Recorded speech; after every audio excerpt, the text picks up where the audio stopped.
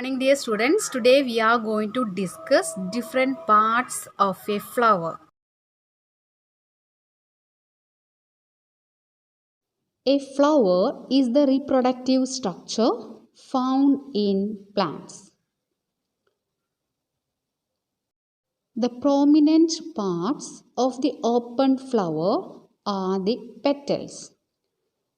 Prominent parts means the attractive part, the colored part, that is known as petals. The small leaf-like structure are called the petals. Actually, the petals are green in color. Thus, sepals protect the flower when it was a bud. A flower has four parts. The first one petal, second one sepal, and third one pistil. Pistil is the female reproductive part of the flower, and fourth one stamen. Stamen is the male reproductive part of the flower. And about sepals and petals, we have already discussed. Petals are the prominent part of the flower and sepals are the green colored structure which protect the bud. This is the structure of a flower. So sepal, that is the green color portion, and petal, that is the prominent part of the flower. And next one we have already discussed stamen, that is male reproductive part, that consists of two parts, that is anther and filament. And the next one pistil, that is the female reproductive part. It consists of two portions, that is stigma and ovary.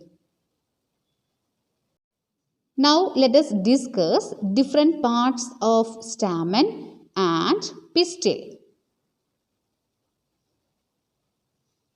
Here parts of stamen and parts of pistil are there. Parts of stamen. Actually, stamen consists of two parts. First one anther, second one filament. The part of the stamen where pollen is produced, that is anther. Next, we can discuss female reproductive part, that is pistil. And parts of pistil are style, stigma and ovary. The first one, style. Style, it is a long, slender stalk that connects the stigma and ovary. And stigma, it is a sticky platform at the top of the style where a pollen is deposited. And third portion, ovary, the enlarged basal portion of the pistil where ovules are produced. Once more, the parts of stamen are anther and filament.